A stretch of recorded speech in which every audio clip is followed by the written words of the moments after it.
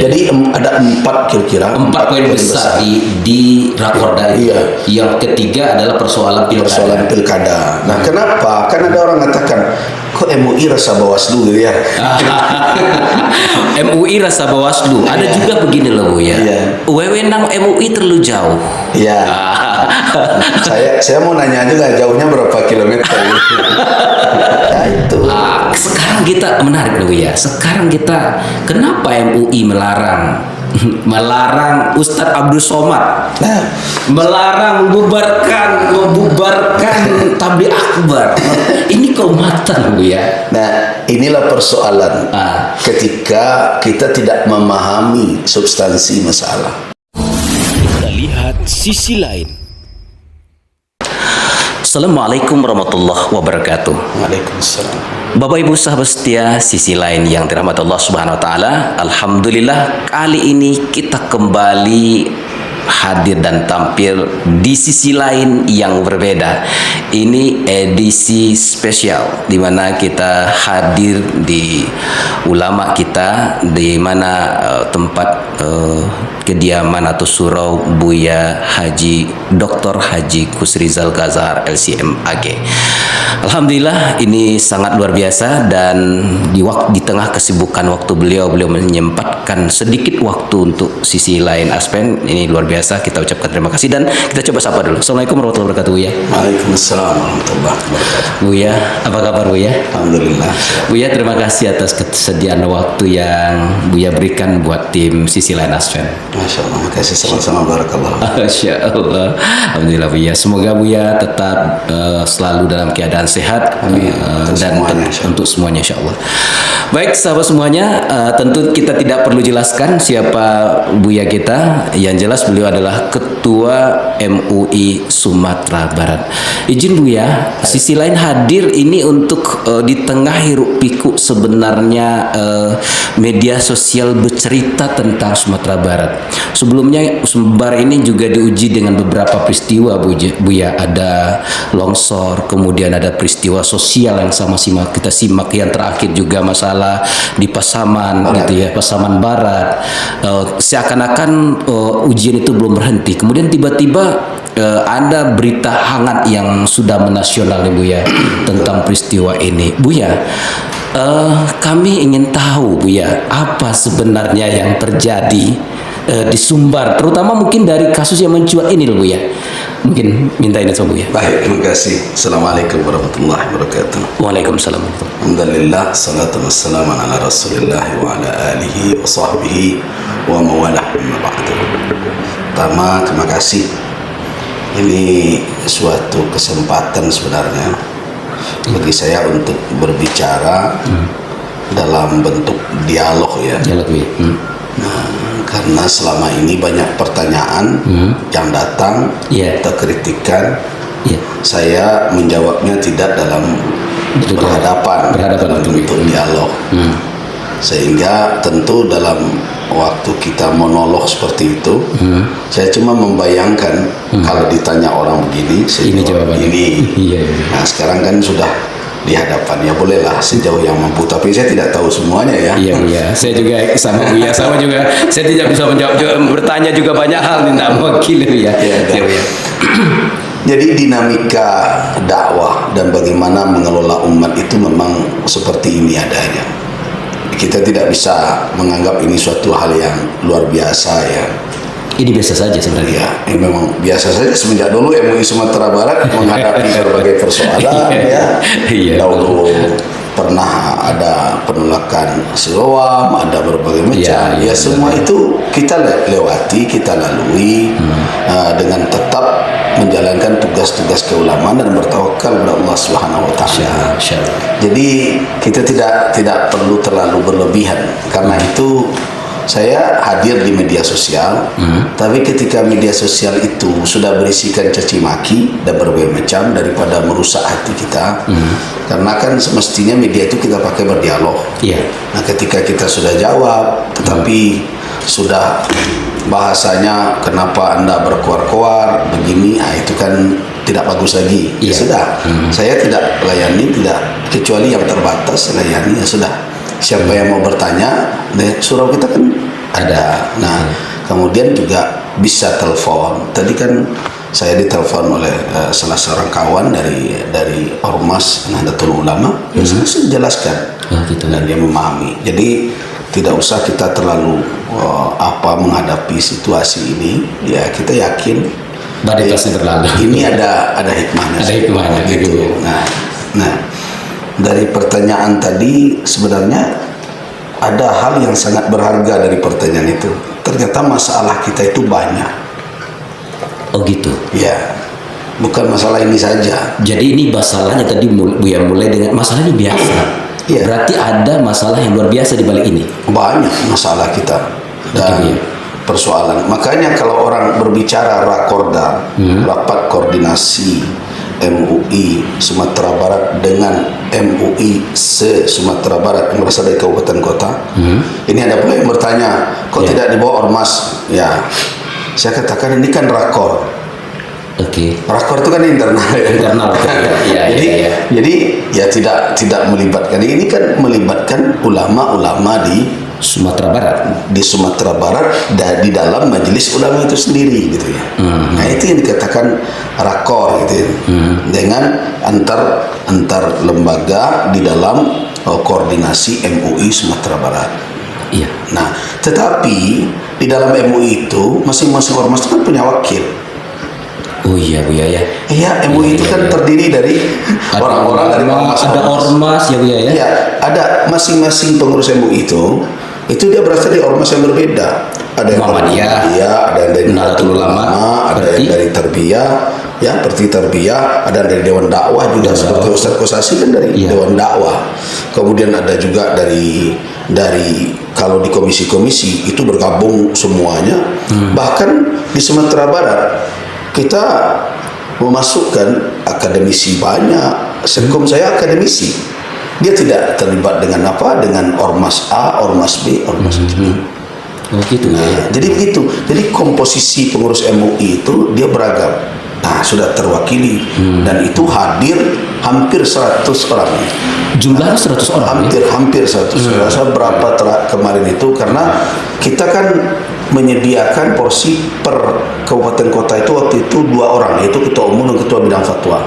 Tapi ada yang minta kami bertiga, ya sudah, semangatnya begitu.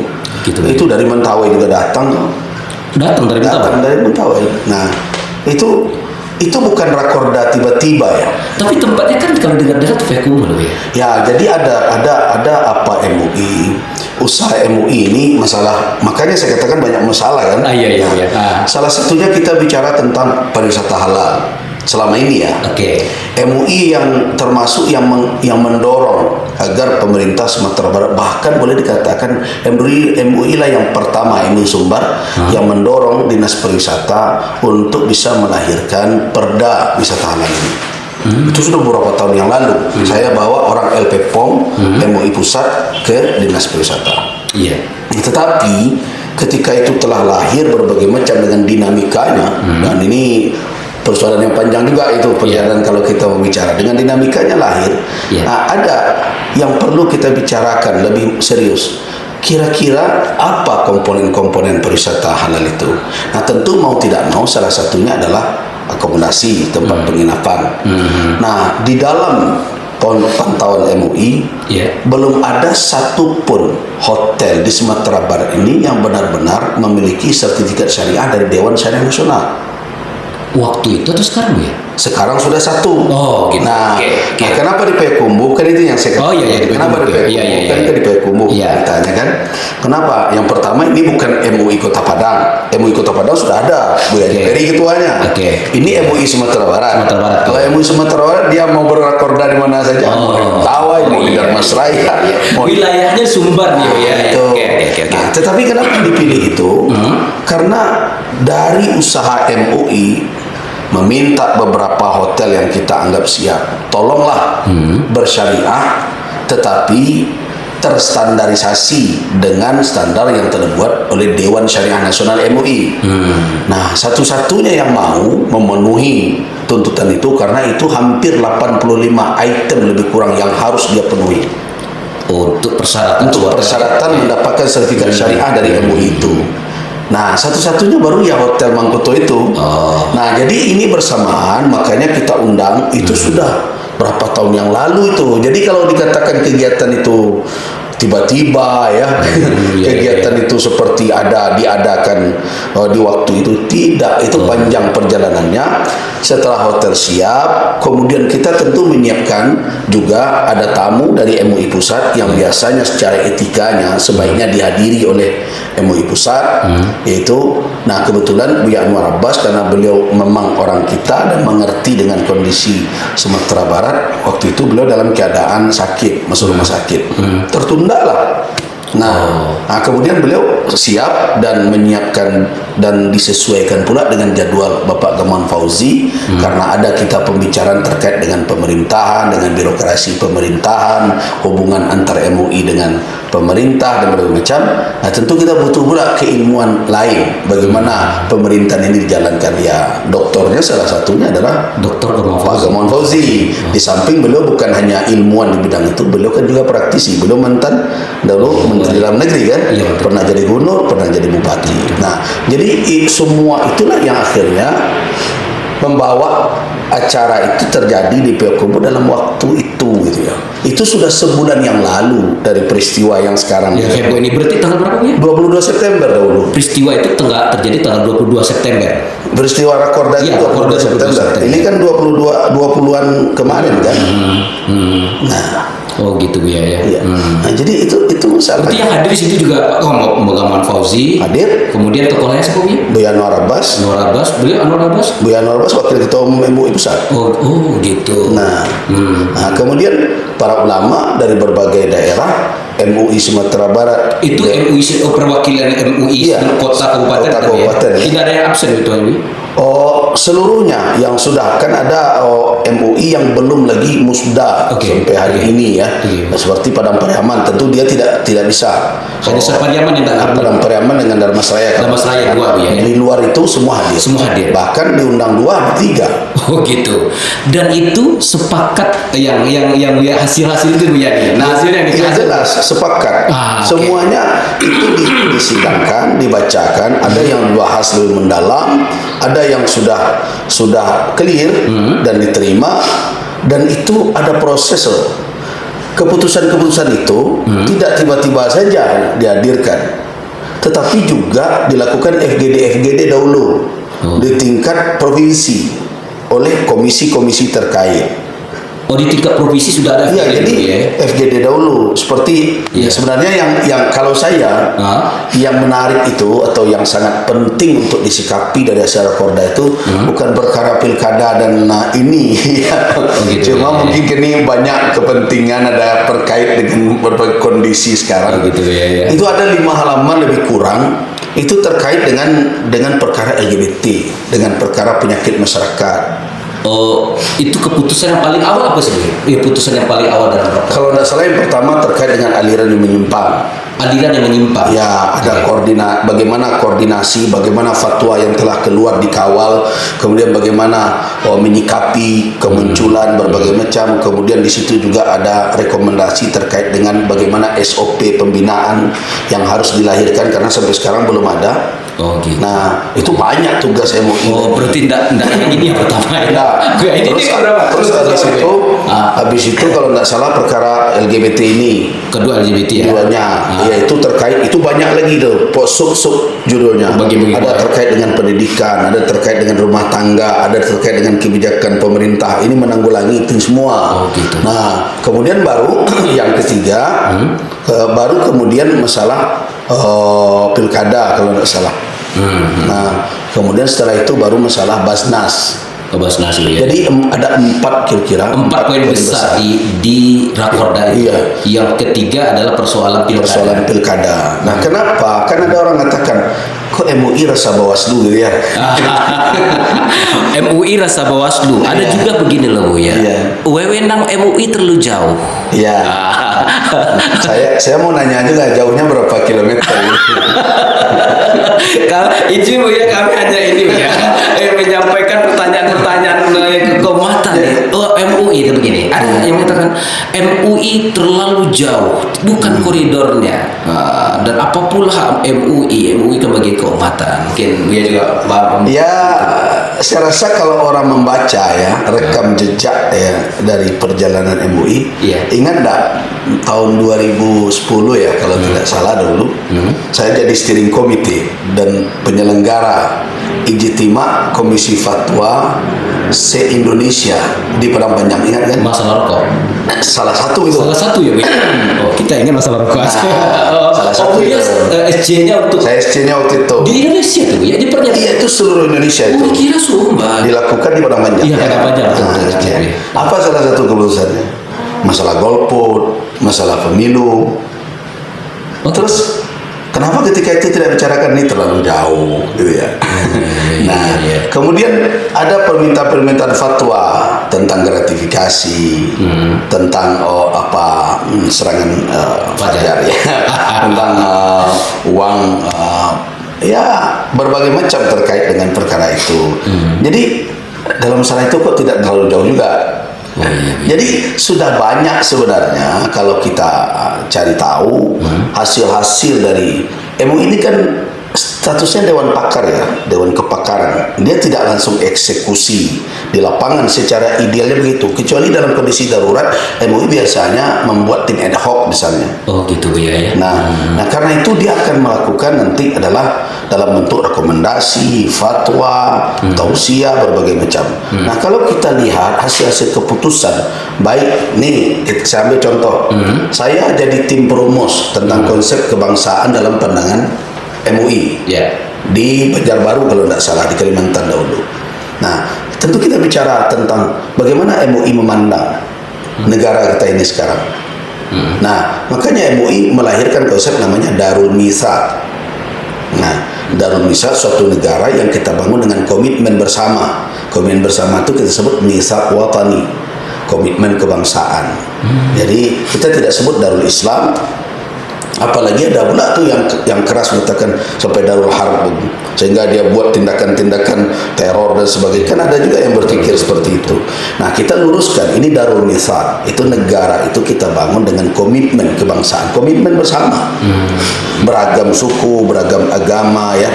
Nah, beragam kecenderungan politik juga. Itu kan juga masalah pemerintahan kan. Betul. Tidak ada yang bilang ini terlalu jauh. Jadi jangan ketika keputusan itu kita senangi dan kita diam. Ketika kita tidak senangi, oh ini terlalu jauh. Nah gitu. Jadi saya rasa itu hal yang biasa karena Islam bukan hanya berada di satu bidang kehidupan. MUI itu kan menganut paham Islam itu kamil, sempurna. Artinya dia ada syumuliahnya, ada suatu prinsip dasar dalam Islam bahwa dia komprehensif, mencakup seluruh aspek kehidupan. Ya, tapi secara umum kan dia ini Bu ya, artinya secara umum MUI memang kalau untuk politik Bu ya, memang menganjurkan terlibat politik kan Bu ya. Maksudnya untuk memilih tidak golput kan itu memang begitu kan Bu ya. Umat ini kan ada bilang begini kan mungkin ya sudah tidak usah berpolitik. Kalau Bu keputusannya sebenarnya secara apa menganjurkan umat berpolitik atau tidak atau seperti selama seseorang ulama, apalagi lembaga keulamaan tidak menganut paham sekuler, ya jelas dia tidak mengharamkan politik karena itu bagian dari ajaran Islam itu sendiri. Dan kita tidak mungkin kan hilang dari catatan keilmuan para ulama bagaimana Nabi membentuk kedaulatan di Madinah. Dengan kedaulatan itu kemudian umat bisa ditata, diatur ya.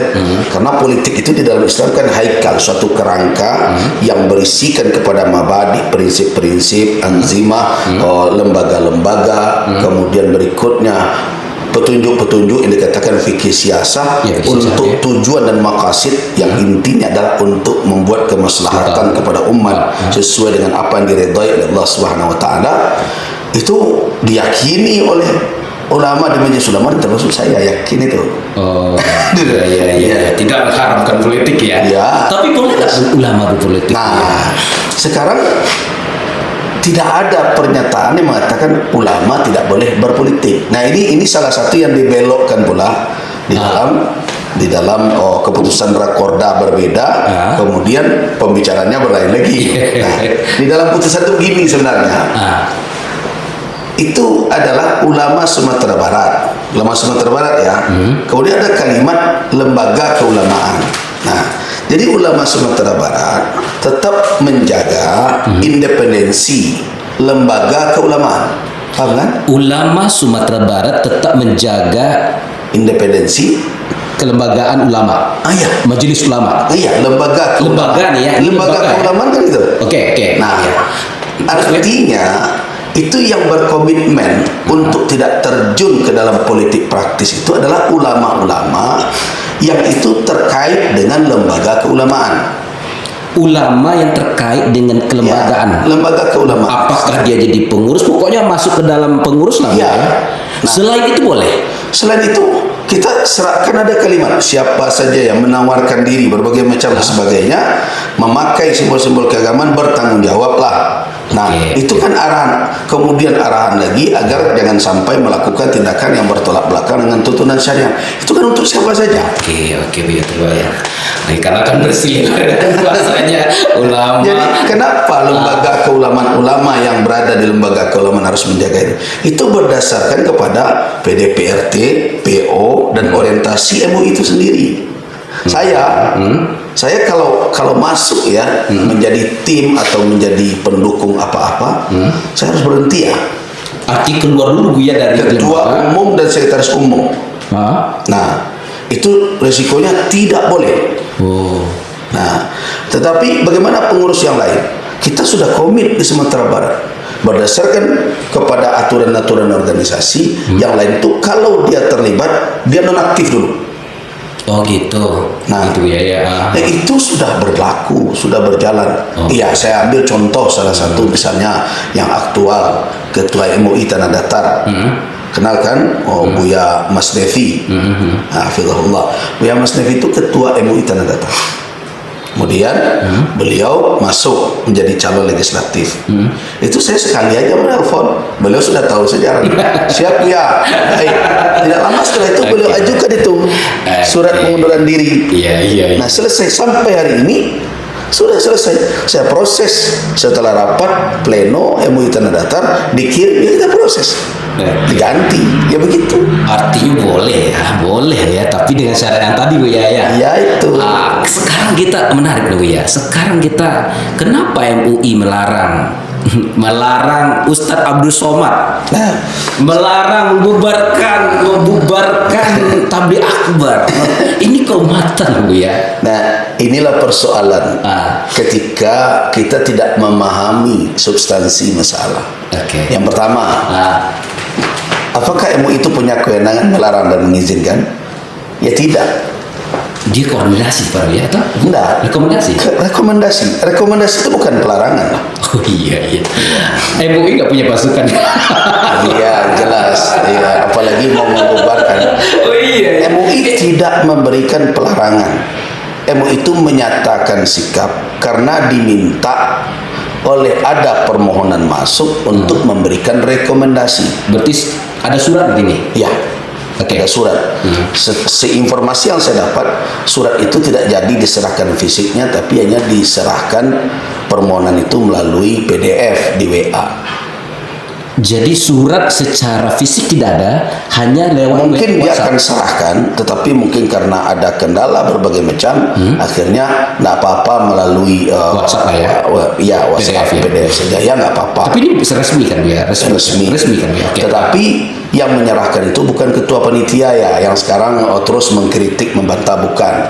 Itu ada ustadz yang lain, mungkin anggota dia, gitu ya. Tapi prosedur keadministrasian oke lah ya. Saya rasa kita tidak usah berkutat dengan hal yang tidak substantif. Sehingga terjadi kan yang dibantah sekarang surat tidak sampai ke kami, kemudian hanya ke media, heboh.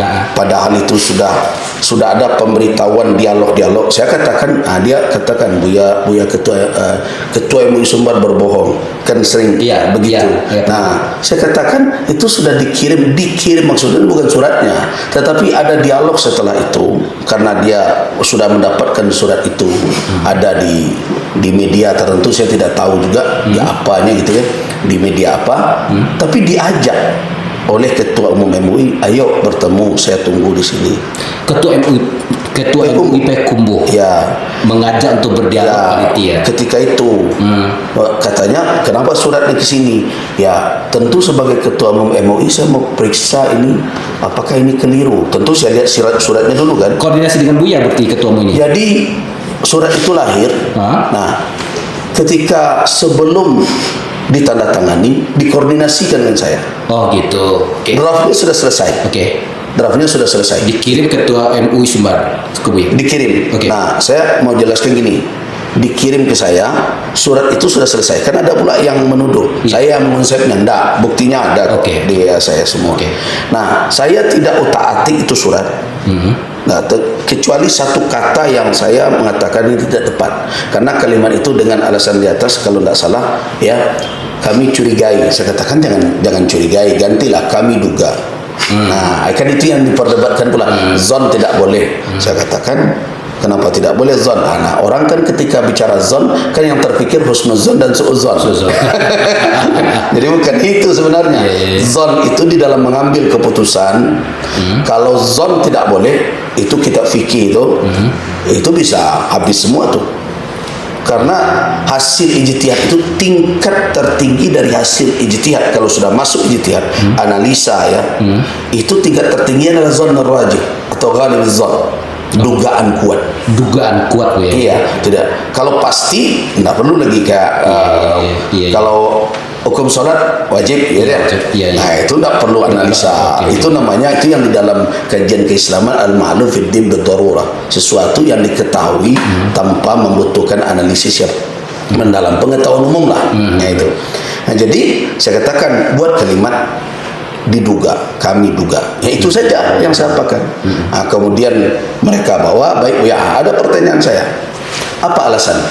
Nah, tentu sebagai Ketua Umum MUI yang diminta koordinasi, dan ini koordinasi seperti ini jangan dikatakan spesial. Koordinasi seperti ini tidak spesial. Itu biasa. Terus. Ini tadi pagi saya koordinasi dengan Ketua MUI Tanah Datar. Nah, Ketua MUI Tanah Datar. Nah, ada persoalan pada MUI Tanah Datar, kita koordinasi. Nah, ingat tadi ada masalah Pasaman kan? Nah, coba Pasaman itu koordinasi dengan kita. Ketika kalau ada persoalan-persoalan seperti itu, pasti yang akan ditanyakan selama ini yang kita temukan, MUI Sumbar biasanya dikirimin berbagai macam. Tetapi sesuai dengan adab kita, itu kan persoalan yang ada di daerah. Kita tidak tahu secara persis apa yang terjadi. Kita butuh dahulu bagaimana mendeskripsikan masalah itu. Jadi tidak tiba-tiba, wah ada masalah terus bicara. Ini nggak boleh, ini sesat, ini wah tidak begitu caranya. Nah, kita koordinasi. Koordinasinya misalnya saya yang telepon atau mereka yang duluan tahu. Biasanya mereka telepon ke saya dulu, Buya, ini ada masalah tempat kami, bagaimana sebaiknya? Atau ada persoalan yang sampai saya tanya, seperti kasus Pasaman Barat, saya kontak Buya Darmansyah. Buya Darmansyah Ketua MUI Pasaman Barat. Buya, ada kasus ini, saya diberikan laporan oleh masyarakat, ada beberapa orang, bagaimana? Oh ya, kami sudah menerima juga. Ini sekarang kita sedang lakukan konsolidasi, apa langkah-langkahnya? Nah, kita sering beri masukan. Langkah-langkahnya begini, dan tolong setelah ditunjukkan ada tim yang turun, investigasi, catat semua temuan, kemudian berikutnya olah temuan itu, kemudian musyawarahkan, dan kemudian buat kesimpulan, setelah itu serahkan ke kami. Nah, baik ya. Terus orang-orang tersebut coba lakukan koordinasi dengan pihak terkait dan siapa yang bisa didekati supaya dia bisa sadar dan bertaubat. Kemudian berikutnya kalau bisa ada yang melanggar berbagai macam, sudah serahkan kepada pihak yang berwenang. Dan langkah itu kita arahkan ke MUI. Nah, dalam 2 hari kan dapat informasi itu kan?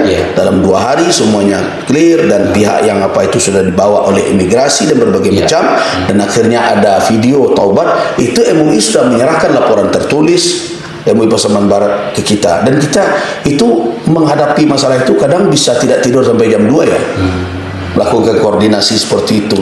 Sama dengan MUI Pekumbu ini dahulu beberapa pekan yang lalu kalau tidak salah ada kasus itu, ada tinju perempuan. Itu. Itu sampai apa? Nah, sekumnya kontak Buya ini begini. Ini tidak bersesuaian rasanya, saya katakan begini, ambil sikap, kaji dahulu, kemudian berikutnya kalau memang sudah sepakat buat pernyataan. Dengan itu saya akan koordinasikan. Bisa jadi kan MUI daerah kadang, maaf saja, kadang ada pula yang menganggap kalau MUI daerah ini bicara, apalagi sama dengan sama-sama di daerah, dianggap bahwa itu tidak kuat gitu ya. Nah, kadang ada pemerintahan yang menganggap ya dia terima, tetapi panjang proses dan bermacam. Sedangkan ini akan terjadi. Karena itu yang koordinasi. Nah, saya juga tentu dengan jaringan yang ada dengan pihak pemerintah provinsi berbagai macam, saya minta, karena saya juga tidak kenal dengan apalagi itu sekarang PJ ya. Nah, PJ sementara ya sudah, kalau begitu saya koordinasi dengan Sekda, koordinasi dengan pihak asisten berbagai macam yang kenal dengan pihak-pihak di Payakumbuh, tolong mengkoordinasikan. Alhamdulillah dari jam berapa itu ya, jam 9 atau jam berapa itu sampai jam 1 kita masih sampai sudah selesai dibuatkan pernyataan sikap oleh MUI Payakumbuh. Kemudian baru sebelum subuh itu saya mendapatkan surat dari wali kota dan dikirim ke WA saya oleh Pak Sekda Provinsi, Pak Sastri waktu itu. Buya, alhamdulillah sudah selesai dan itu teratasi. Baru kita tenang gitu ya. Tapi luar biasa ya, ternyata tidak seringan itu pula yang kita ya. Ya, baru kemarin ini ya. Iya. Hampir setiap hari itu masalah itu. Kemarin ada kasus di Rimbo Berantai di Solo. Ada organ ya, joget-joget sampai ada yang berpangku-pangku gitu ya. Yang membuat kita malu lah. Nah, biasanya kan begitu. Kan kerjaan netizen ini satu sisi membantu, satu sisi seperti sekarang, mantunya begini, ini diketahui tak oleh MUI Sumbar. Nah, akhirnya setelah saya lihat, tentu saya hubungi MUI daerah, ketua bidang fatwa, baik Buya kita konsolidasikan, tapi belum berjalan. Mungkin tidak waktu itu karena kondisi tertentu, komunikasi dengan pihak pimpinan MUI dan berbagai macam mungkin terhambat, kan bisa saja dalam waktu. Jadi bagaimana ya kalau ini liar berbagai macam sehingga akhirnya menjadi suatu yang dianggap biasa juga nanti.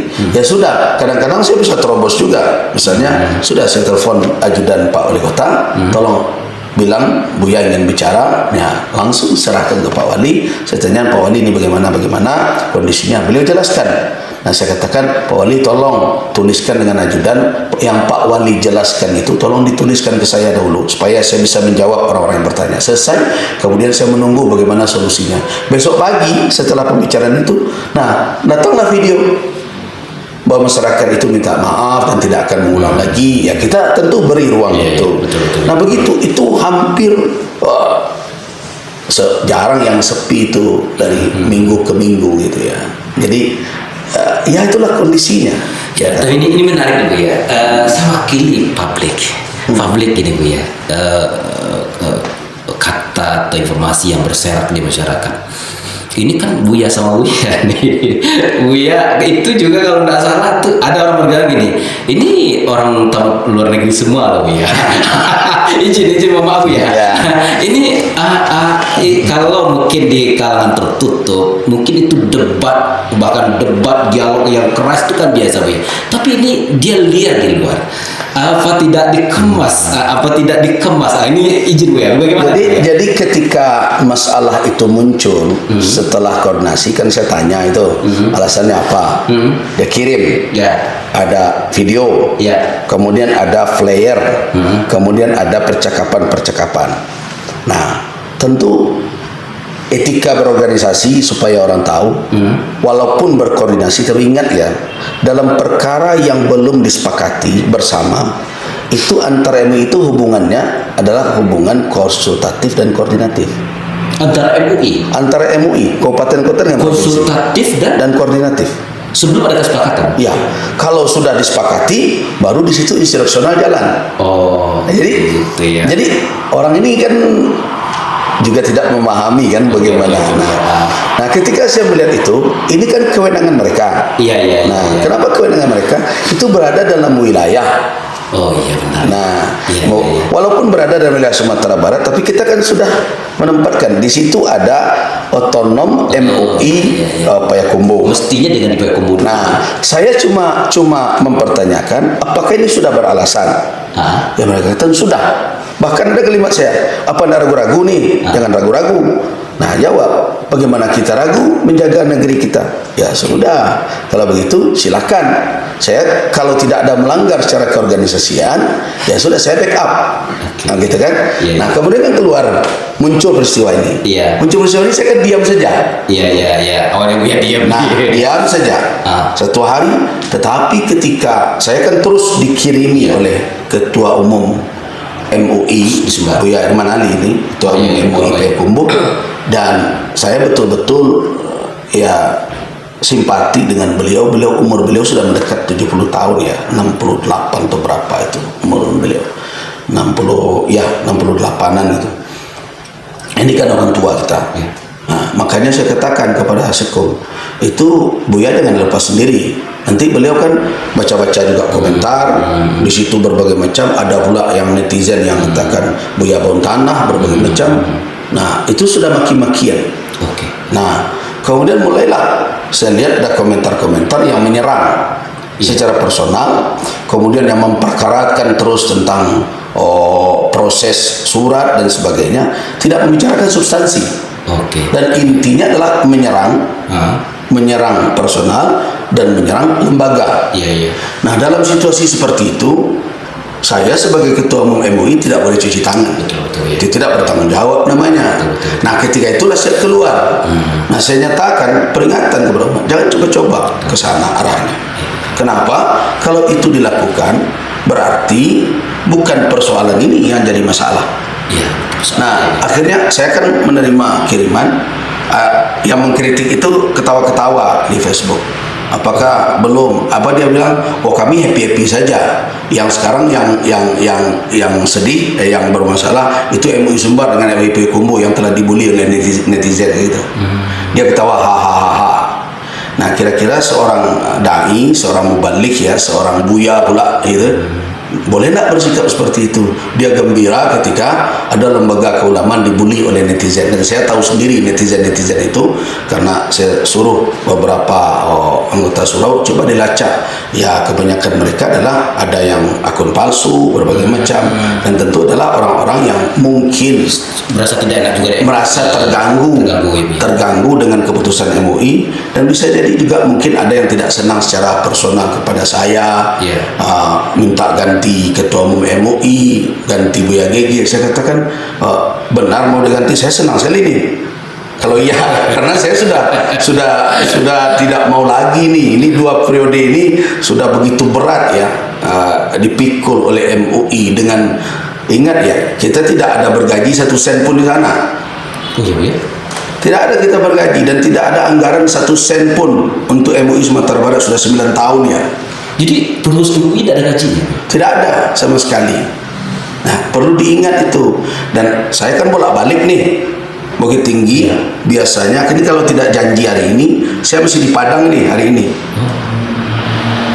Nah, masih di Padang hari ini karena hari Ahad sore biasanya saya sudah ke Padang sampai Rabu malam. Nah, kadang sampai Kamis pagi. Kemudian saya terus ke Payakumbuh kan, karena rumah saya kan di Payakumbuh. Oh iya Bu ya, di sini surau Buya ya? Di surau. Oh gitu ya. Ini wakaf umat ini. Disediakan saya tempat tinggal gitu ya. Jadi itu bolak-balik setiap pekan.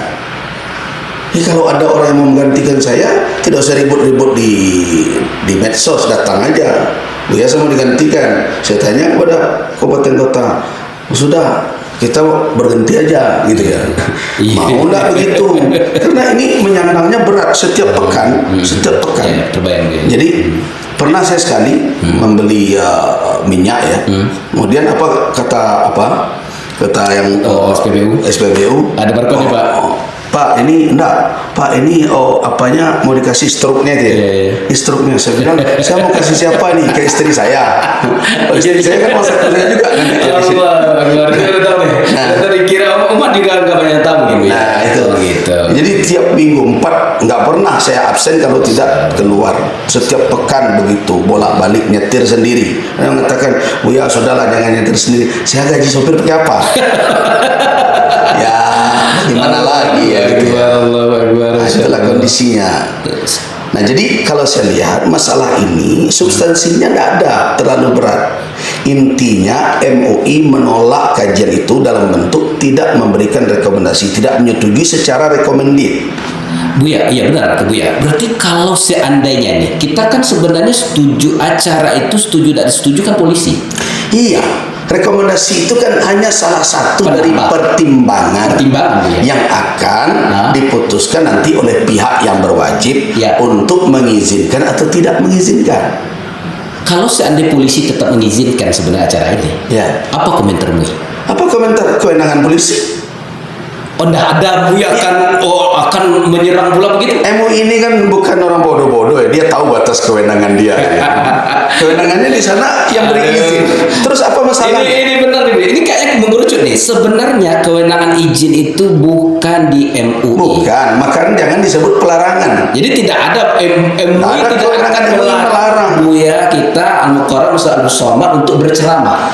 Ya selama ini bagaimana? Yes, Buya. Selama ini ada nggak?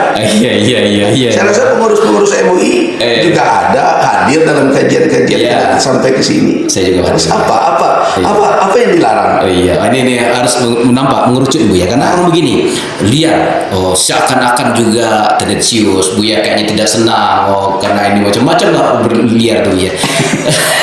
Tapi ini belum mengerucut. Artinya posisi izin itu ada di polisi. Betul. Kalau seandainya toh misalnya salah satu rekomendasi MUI, kemudian panitia nanya ke polisi, dan memberikan alasan, misalnya kan MUI itu kan tidak artinya menolak kegiatan tersebut. Maknanya menolak itu menolak untuk memberikan rekomendasi. Menolak kegiatan. Berdasarkan tadi. Nah, jangan dilupakan. Itu kan surat, saya agak heran juga ya, netizen hari ini perlu juga ya kita sampaikan. Kalau membaca surat itu kan ada mukaddimahnya, setelah ada kop di atas, ada alamat, ada mukaddimahnya kan. Mukaddimah itu ada pertimbangan kan. Nah, berdasarkan surat masuk nomor sekian, kemudian berdasarkan pertimbangan ini, ada rakorda di situ bermacam, baru kemudian keputusan terakhir bahwa menolak tabligh akbar itu. Kan maknanya apa? Rekomendasi itu yang ditolak diberikan. Nah, kalau orang meminta rekomendasi, sama saja. Saya kan juga sering diminta rekomendasi. Misalnya, ini ada calon mahasiswa ke Timur Tengah, dia minta rekomendasi, biasa katakan sudah serahkan ke kantor. Sampai di kantor kemudian dicek oleh sekretariat, katakan Buya ini tidak ada ijazahnya. Biasa katakan kalau belum ada ijazahnya, bisa enggak dia menyediakan ijazah sementara? Belum bisa juga Buya. Ya jangan, lembaga tidak boleh begitu. Jadi kalau rekomendasi itu jawabannya bisa diberi dan bisa ditolak. Nah, itu saja, biasa saja. Kalau tidak setuju dengan itu, ya sudah, buat pula alasan penjelasan kekhawatiran MUI dan tidak benar dan berbagai macam, serahkan ke polisi. Nah, sekarang yang dipersoalkan apa? Kenapa diumumkan? Nah, kan itu terus yang dikaji. Nah, itu MUI tentu memiliki pertimbangan masalah seperti itu. Coba sekarang kalau seandainya nanti diputuskan oleh polisi itu tidak diizinkan, kemudian muncul salah satu konsiderannya adalah pertimbangan MUI melalui rekomendasi. Rekomendasi. Berarti yang diserang MUI. Ya, apa yang akan disebut pada MUI? Nanti dibilang antek. Jadi makanya saya mengatakan itu alasannya. Ketika saya periksa, nah itu tidak ada yang melanggar. Nah, kalau tidak ada yang melanggar, sebagai ketua MUI saya tidak bisa mengatakan cabutlah surat Anda. Tidak bisa. Batalkan itu, ya tidak bisa. Nah, bagaimana sikap seorang ketua MUI?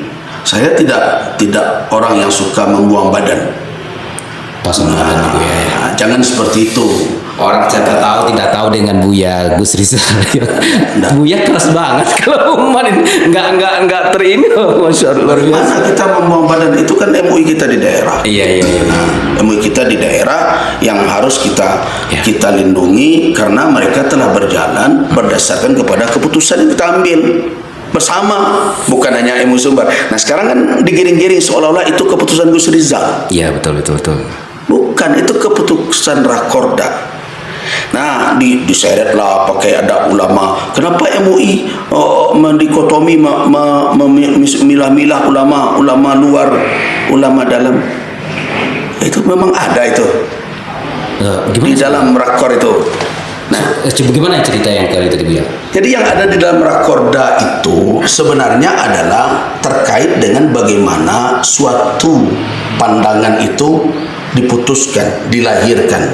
Nah, dalam hal ini, dalam kajian-kajian fikih, dalam kajian-kajian fatwa ya, itu tidak aneh bagi orang. Bahwa ada ulama balad dan ada ulama kharij. Ada ulama di suatu negeri, ada ulama yang berada di luar negeri itu. Jadi itu bukan pelabelan kepada ulama. Sekarang kan seperti ada yang membawanya ini label gitu. Tidak. Itu menunjukkan apa? Menunjukkan domisili. Nah, ini berpengaruh nanti dalam mengambil keputusan. Nah, kalau kita bicara tentang fatwa, masalah yang muncul di tengah umat ini bisa dibagi kepada dua spesifikasi. Yang pertama dinamakan masail mahalliyah namanya. Yang kedua disebut masail ammah namanya. Masail mahalliyah itu adalah masalah-masalah yang lokal. Masalah-masalah seperti itu dipengaruhi oleh apa? Oleh zuruf, oleh situasi dan kondisi, termasuk tradisi dan budaya yang berkembang di daerah itu. Kemudian ada masail ammah. Masalah ammah itu masalah yang umum, di mana sifat karakteristiknya antar daerah itu sama. Nah, kalau ada masailnya yang bersifat mahalliyah, tanyakan kepada para ulama, wa man ahaqqu an yustafta fiha. Siapa yang lebih berhak untuk diminta pandangannya, fatwanya? Itu jelas jawaban ulama adalah ulama balad, ulama di negeri itu, karena dia tahu masalah itu, dia mengerti masalah itu, dia tahu tradisi itu, latar belakang timbulnya berbagai macam. Jadi makanya berbunyi di dalam rakorda itu adalah mubaligh, bukan ulama juga ya, mubaligh yang datang dari luar, bukan ulama, bukan ulama luar, bukan mubaligh luar. Ya, ingat ya, mubaligh yang datang dari luar. Yang datang dari luar. Oke. Kalau mubaligh luar, saya ini mubaligh luar di Bukit Tinggi. Kenapa, Bu? Saya bukan orang Bukit Tinggi. Oh iya. Saya orang Solo. Iya, orang Solo ya. Ya. Dengan begitu berarti saya mubaligh luar, Bang. Oh, gitu ya. Nah, sehingga itu keliru ketika kita mengatakan pakai luar dalam dengan penggunaan seperti itu. Itu yang perlu diingat. Yang ada adalah yang dari luar. Yang dari luar ya. Nah, kenapa demikian? Karena kami melihat masalah siasa, masalah politik, masalah persoalan yang terjadi di daerah itu ada tabiatnya, tabiat mahalliyah, ada tabiat lokal. Yang itu persoalannya satu dari sisi karakteristiknya itu lebih diketahui oleh orang-orang yang berada di daerah itu. Kan ada masal, ada ungkapan Arab lama yang bunyinya begini: Ahlu Makkah adra bi syi'abiha. Penduduk Makkah lebih tahu dengan kaum, dengan topografi, kondisi dan keadaan kampungnya. Nah, itu yang diturunkan oleh MUI menjadi kaidah umum, ahlul balad adra bi syi'abihi. Oh gitu. Nah, penduduk suatu negeri lebih tahu dengan jorongnya, dengan kaum-kaum yang isinya di sana.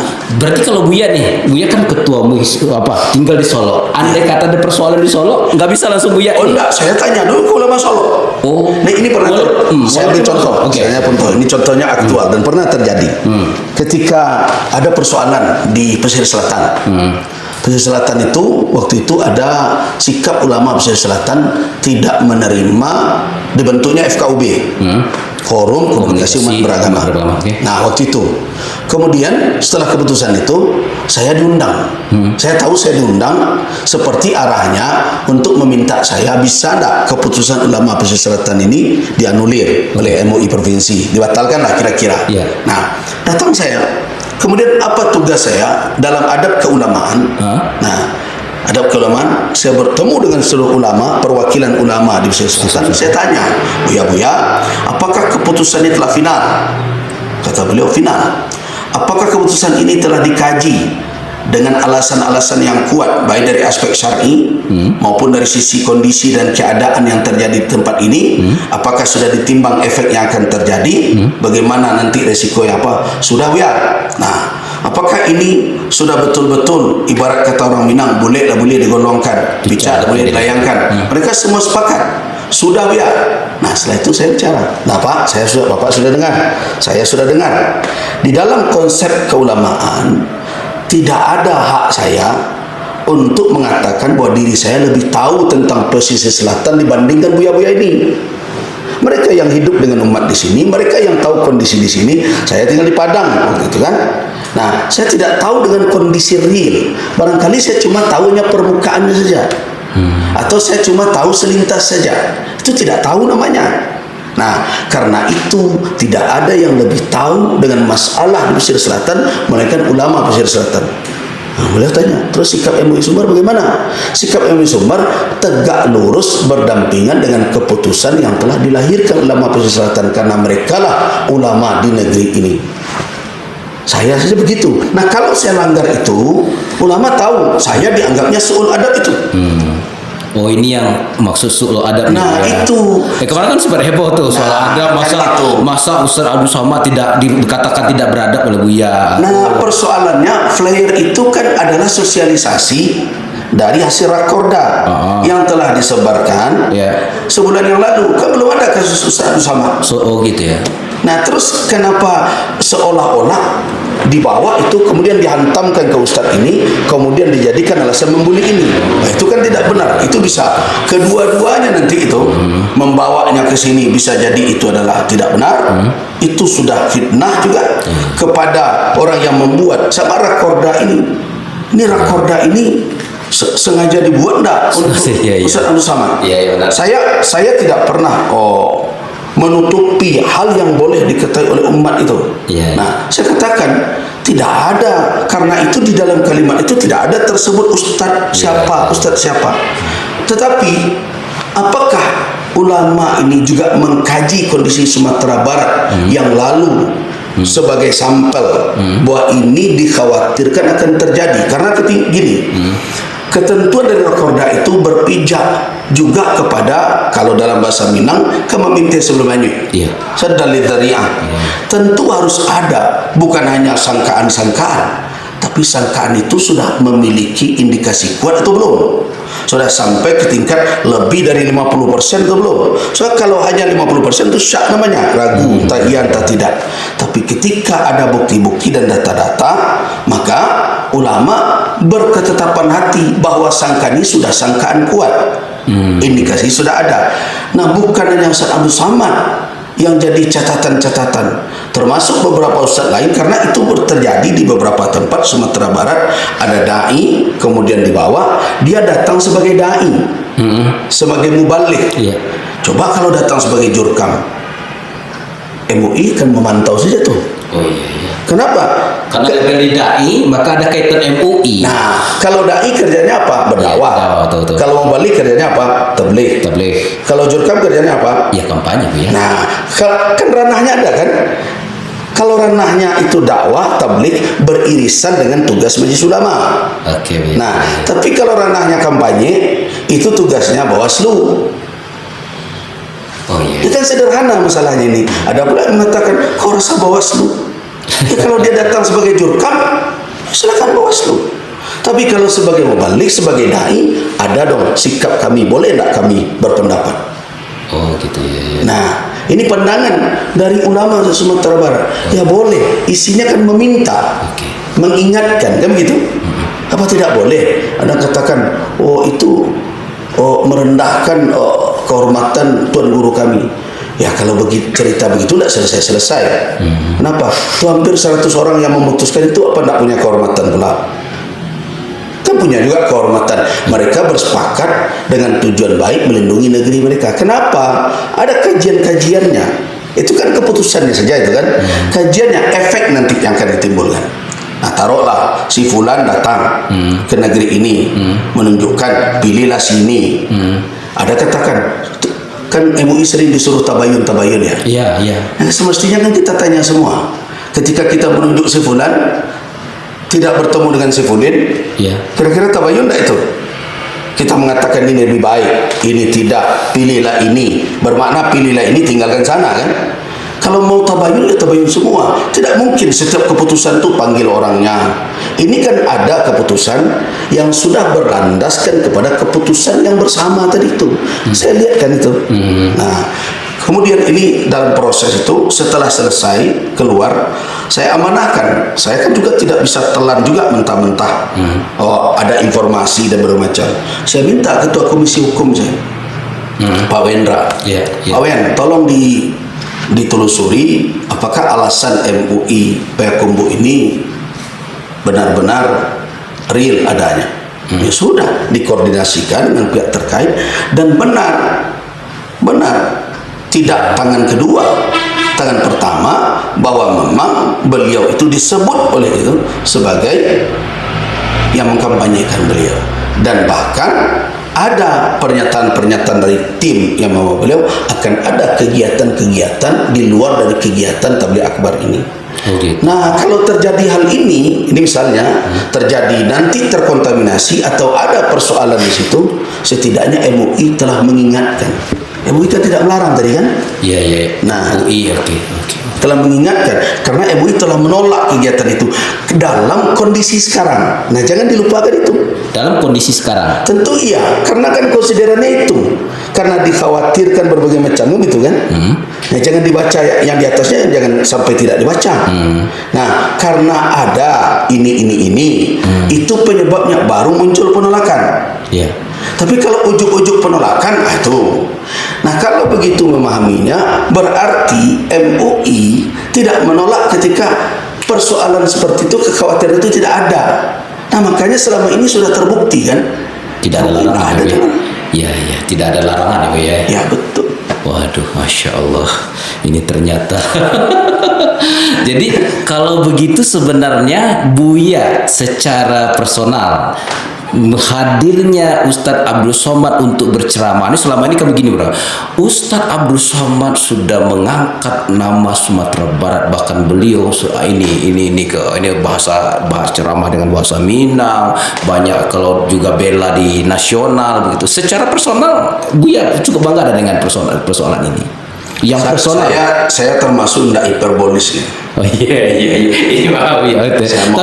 Tapi ada saja, setiap orang berkontribusi ke negeri ini. Oh gitu ya. Tidak usah terlalu berlebih-lebihan. Oh gitu ya.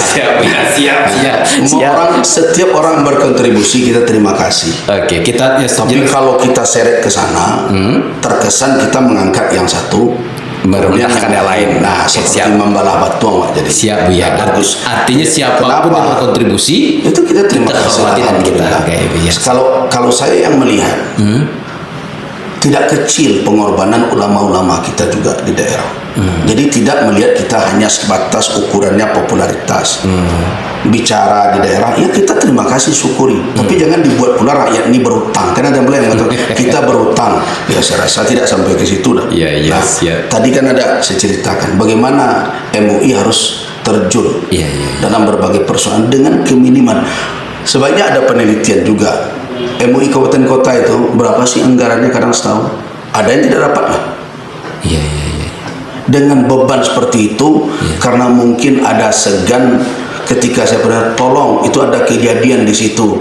Tolong saya minta Ustadz kirim kawan ke sana, kemudian saya tunggu laporannya besok. Kira-kira saya bisa enggak ngasih uang minyak untuk beliau? Enggak bisa. Masya Allah. Nah, janganlah kita terlalu begini ya dan sebagainya. Kemudian kita juga harus tahu bahwa negeri kita ini banyak masalah. Kalau datang seseorang ke negeri kita, kemudian tunjuk sana, tunjuk sini, kemudian dia pergi, kira-kira pekerjaan setelah itu siapa yang memikul? Ini saya ambil contoh Bukit Tinggi. Saya tahu dahulu, saya diam saja. Sudah sekian tahun saya lihat efeknya berat. Saya tanya masyarakat Bukit Tinggi, para dai dan berbagai macam tahu. Sampai hari ini ada organisasi yang pecah tidak tersusun. Kelompok-kelompok sudah muncul antar ulama. Bahkan pernah saya nasihati, saya sampaikan pesan dengan seseorang, dituduh pula saya menjadi endorse seseorang. Kapan? Bisa buktikan? Oh, ada. Kemarin kan muncul juga tuh foto saya dipotong. Nah, kemudian katakan, oh Buya ini ternyata ada jagoannya ini. Saya katakan, kalau begitu kenapa tidak diambil foto saya semua? Dengan jagoan yang bicara itu ada juga foto saya itu. Kan? Nah, ketika di kantor DPRD itu yang jadi persoalan. Mungkin separuh anggota dewan yang baru itu berfoto dengan saya. Kok tidak dicari semua? Nah, ini persoalan-persoalan kita. Nah, ini kan catatan-catatan ini perlu. Nah kemudian ada persoalan-persoalan berat yang juga disinggung itu Iya, Bu. oleh Rakor itu seperti Basnas. Nah, Basnas Bukit Tinggi dieksplisit disebut di situ. Kenapa? Karena MUI memang sudah bertahun-tahun, 1,5 tahun lebih, hampir 2 tahun MUI memantau. Boleh dikatakan kata orang menongkrongi proses dari persoalan yang muncul dalam Basnas. Tapi ingat, Basnas yang bermasalah bukan Bukit Tinggi saja kan? Ada saja masalah-masalah yang muncul. Sudah ada, tapi yang turun tim investigasi adalah ke Basnas Bukit Tinggi. Nah, mudah-mudahan dengan begitu setelah sekian lama berjalan, kita berharap itu akan ada perubahan. Sebab perubahan secara tertutup, secara diam-diam sudah saya peringatkan. Bahkan sudah rapat koordinasi antara beberapa pihak, termasuk MUI, termasuk Basnas RI. Tapi belum selesai juga. Nah, ini cara bagaimana tanggung jawab moral seorang ulama. Taruhlah kalau mereka anggap saya tidak ulama ya, tapi ketua lembaga keulamaan kan, bagaimana tanggung jawab? Fatwa kami dipakai kan untuk mengambilnya pakai fatwa ini juga. Katanya fatwa kami pakai undang-undang. Undang-undang tidak melahirkan ukuran nisab, undang-undang tidak melahirkan tentang berapa yang dibayar. Itu fatwa yang jadi rujukan. Nah, fatwa dipakai, tetapi kemudian kejadian seperti ini kita menonton saja, ada penyimpangan. Kan ada tanggung jawab moral. Di undang-undang itu juga ada peran masyarakat. Kalau masyarakat personal saja diberi hak oleh undang untuk melakukan pengawasan dan berbagai macam, masa lembaga keulamaan tidak? Nah, jadi banyak persoalan. Nah, sekarang masalah itu siapa yang memikul? Siapa yang membicarakan itu, mencoba mencari solusi? Banyak persoalan di negeri ini yang terjadi. LGBT belum selesai, narkoba belum selesai sampai hari ini, belum lagi persoalan kekerasan dalam rumah tangga. Semua itu adalah persoalan. Ada yang mengatakan MUI kok orang dicurigai, orang mau ceramah dicurigai. Kan tadi bukan curiga kan, dugaan yang telah ada alasan. Dan berarti kan sebenarnya MUI memiliki fakta-fakta kuat ketika ada pihak yang berkepentingan yang bertanya mana datanya, mana data. Iya, artinya datanya akan diberikan ketika dibutuhkan.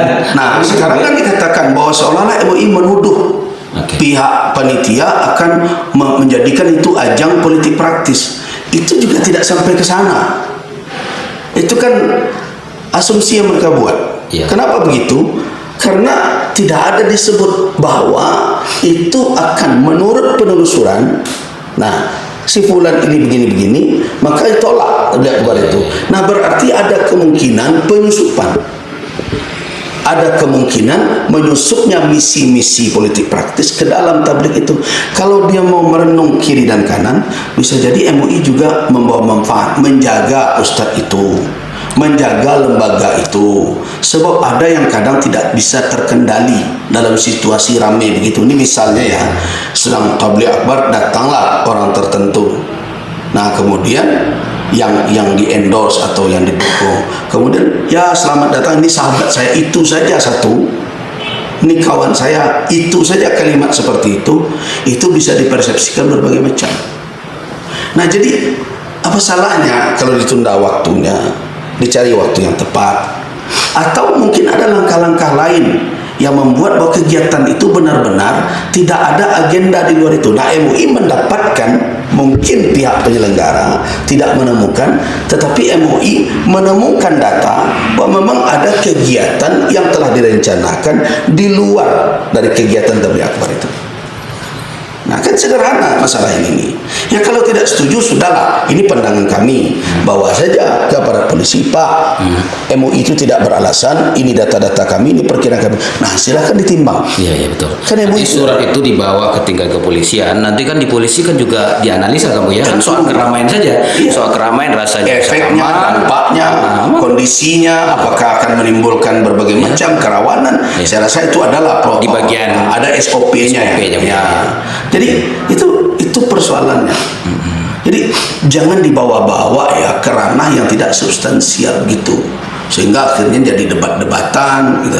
Ya tapi izin Bu ya, sebenarnya kan kalau surat izin keramaian itu sebenarnya tidak mesti ini terlalu serumit ini loh ya. Sebenarnya dari awal karena mengatakan mulanya MUI setuju, kemudian MUI tidak setuju, kan ada pernyataan begitu.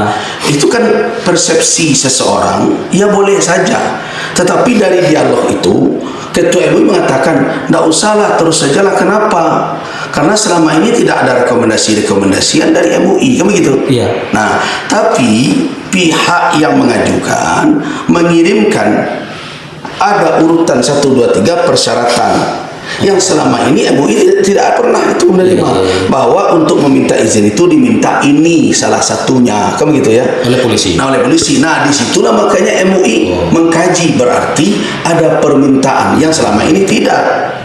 Nah, itulah yang mendorong MUI nanti membahas, ya, mencoba meninjau apa masalahnya, kenapa diminta sekarang. Ya, kesimpulannya begitu.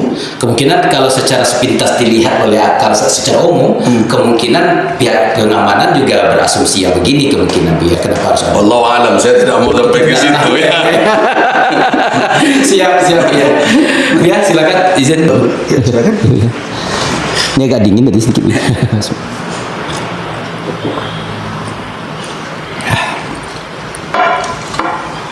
Buya, jadi luar biasa nih Buya, penyampaian Buya. Buya, sebenarnya kalau kita lihat apa sebenarnya yang diinginkan secara menyeluruh dari keputusan-keputusan ini sebenarnya?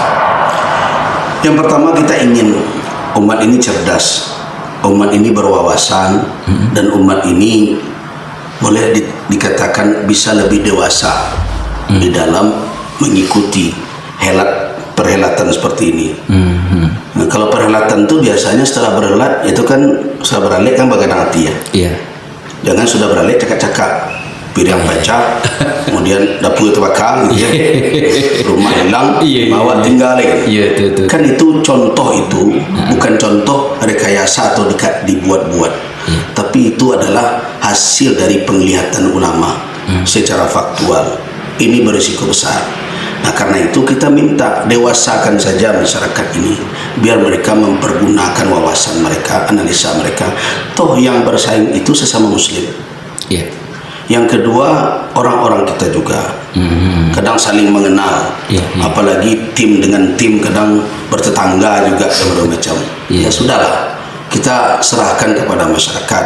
Tugas ulama kami harap, terutama di MUI ya, dalam bentuk apa? Kan ada tertulis di rakorda itu bahwa istiqamah memberikan wawasan politik syar'i. Istiqamah dalam memberikan wawasan politik syar'i kepada umat di Sumatera Barat.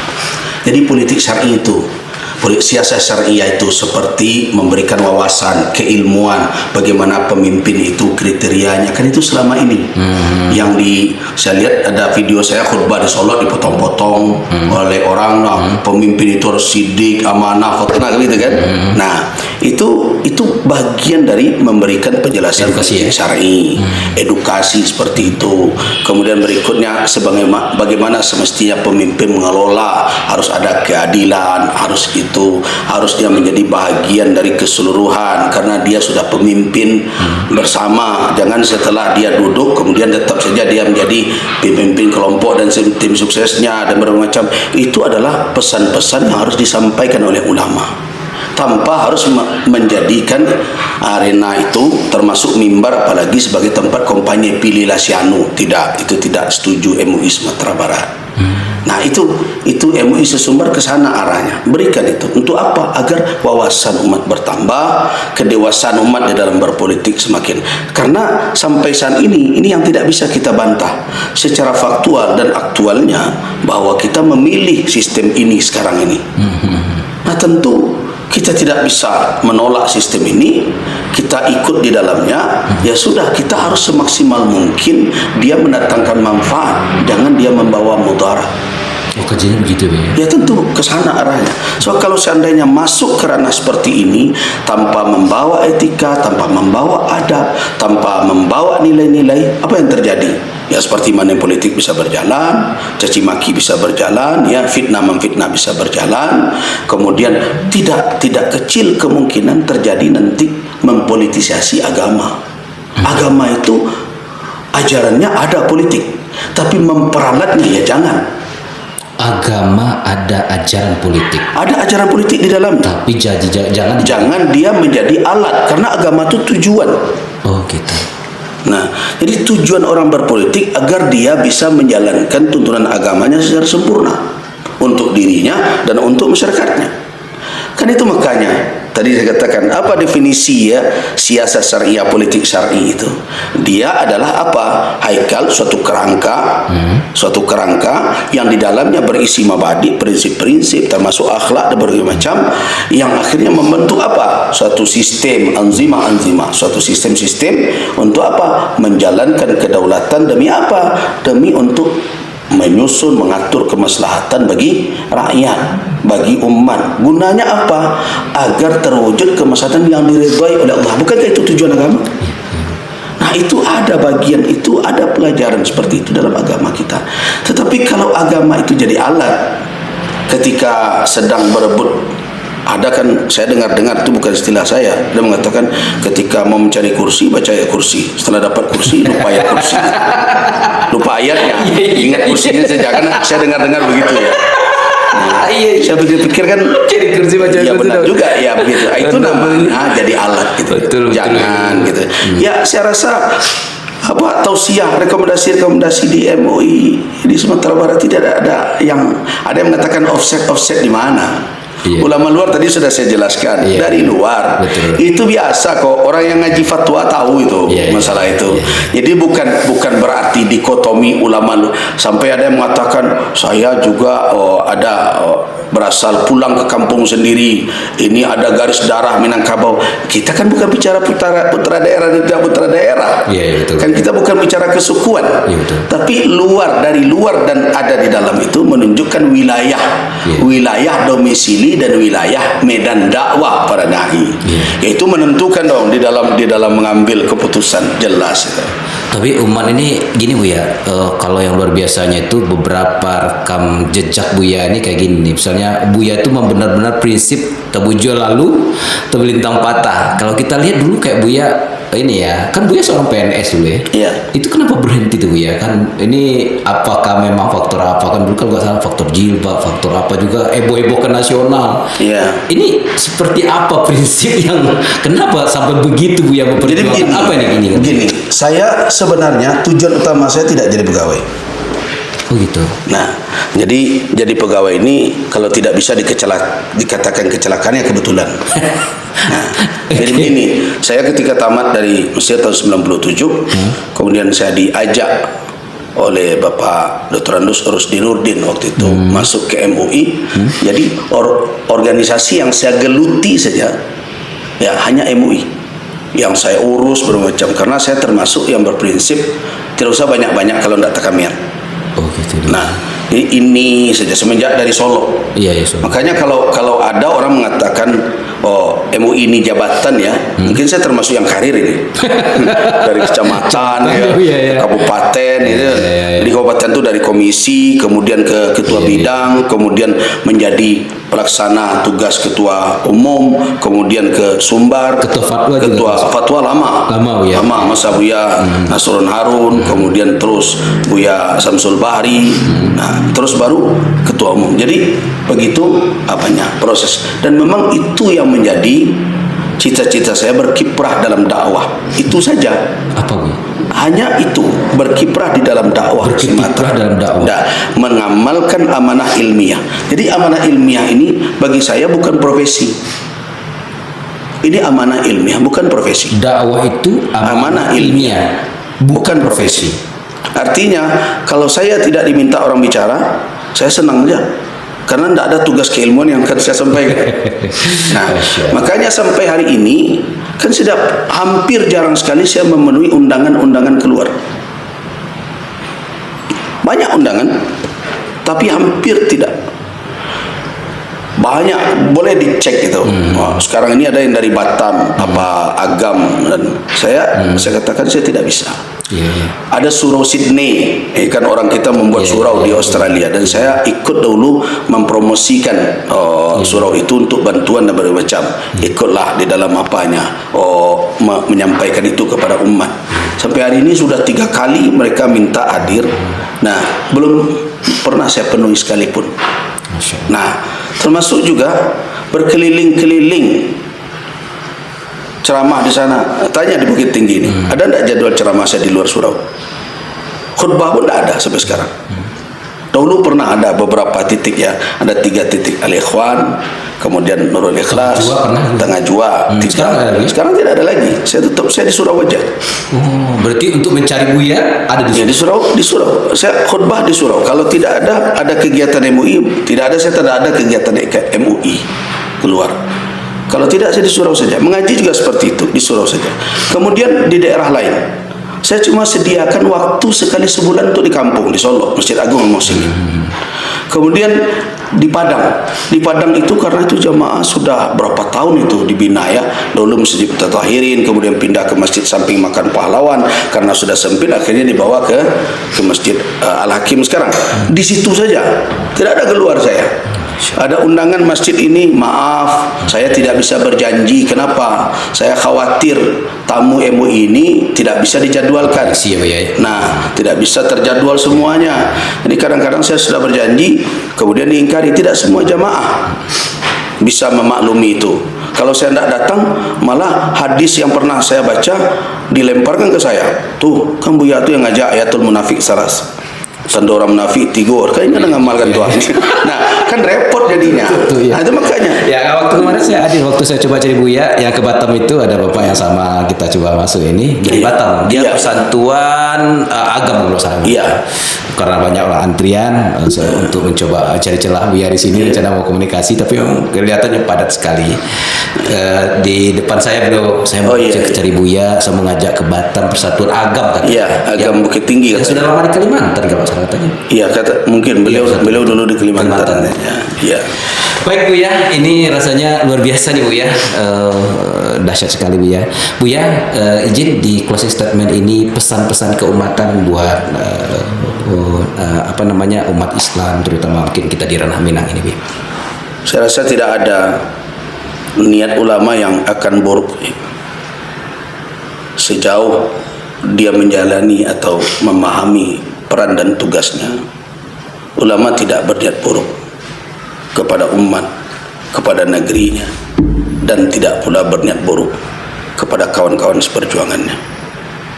Namun walau bagaimanapun terkadang berat, namun sikap harus diambil sesuai dengan ketentuan keilmuan. Apalagi kalau komitmen sudah diikat, maka tugas untuk menjaganya adalah bahagian dari perjalanan kehidupan. Saya rasa itu. Insyaallah luar biasa sahabat, dahsyat. Baik, sahabat, dahsyat sekali apa yang disampaikan oleh Ketua Majelis Ulama kita, Buya Dr. Haji Busri Zalgazhar LCMA, MAG. Semoga dari penyampaian dan pemaparan tadi menjadi butiran hikmah, penyejuk, penerang hakikat yang sebenarnya kejadian. Yang jelas, bila kita tidak paham, jangan berkomentar, apalagi termasuk mengeluarkan kata-kata sesuatu kepada ulama kita. Ulama kita dalam artian yang tadi juga beliau sebutkan, siapapun itu, ulama di dalam, ulama di luar, yang penting ulama umat Islam. Diam itu lebih baik ketika tidak tahu persoalan yang sesungguhnya, atau bertanya kepada ahlinya. Mungkin dalam hal ini kami juga kemarin bertanya Bu ya, akhirnya kami tanya ini. Terima kasih atas kesediaan waktu ini. Semoga berkah buat Buya, selalu sehat lahir batin buat Buya untuk mengurus keumatan ini. Mohon maaf kalau tidak terlayani. Ini sudah luar biasa nih Bu ya. Kita tutup Bu ya. Akhirnya saya Zulfahmi Adi. Ya, saya Gus Rizal Gazahar mengucapkan terima kasih. Akhir wa kalam. Assalamualaikum warahmatullahi wabarakatuh.